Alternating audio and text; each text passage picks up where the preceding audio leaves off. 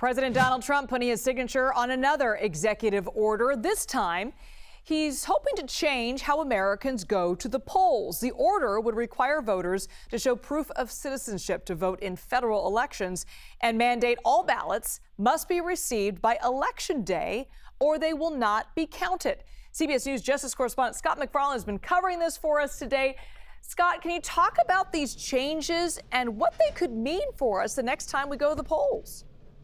Yeah, this executive order risks getting lost in the shuffle of all the other orders coming out and all the other news. But we've heard from some secretaries of state. We've heard some election experts who say this is some pretty striking stuff which could have untold impacts on the next election. The next federal election is 2026. Among the things called for in this executive order would be a citizenship proof for somebody to vote in a federal election.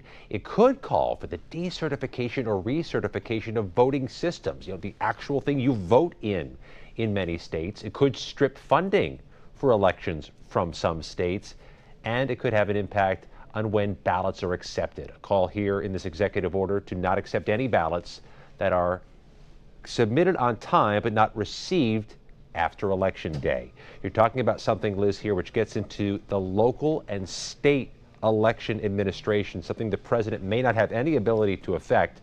So this appears destined to go to the courts and into lawsuits. But in the meantime, there's concern this could seed baseless challenges to the 2026 election or the ability of some states, potentially blue states, to do all the things they're supposed to do to hold and complete those elections. Yeah, I'm thinking of the ramifications for the register of voters in so many of these cities, as well as the Postal Service, the pressure on them to get the votes in on time, especially those mail-in ballots. Now, President Trump insists these changes will preserve election integrity, but your sources are saying that's far from the case. What are you hearing?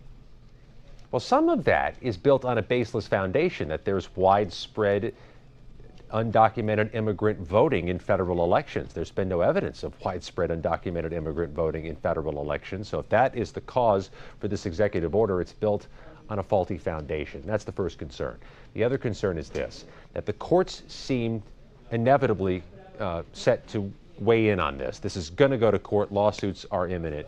And in fact, I've heard from the Pennsylvania Secretary of State, a Democrat, who says that President Trump does not have the ability or the power to get involved with those local decisions. That notwithstanding, if the lawsuits succeed in stopping this executive order, there is a concern that the failure to execute these executive orders could give the president reason to discourage people to vote in the 2026 election, or could try to discredit the results of that election. We saw the result of a similar effort in 2020. Another element to this story, Scott, is the price. What's all this going to cost? What could it cost taxpayers for states to implement these sweeping changes? Some of these changes aren't just required before the 2026 election. Some of these changes could be required within 180 days. We're talking about something that is just months away, a deadline that may not be reachable no matter when you set that deadline. Let's put that aside for a moment. What's also in jeopardy here, if states don't make the changes required in this executive order, is possibly federal funding. They could lose money if they don't adhere to what Donald Trump wants them to do with their election systems. That's a problem for states that require and rely upon federal money to do the very big thing of staging federal elections in every community in America. CBS News Justice correspondent Scott MacFarlane for us in Washington. Thank you so much, Scott.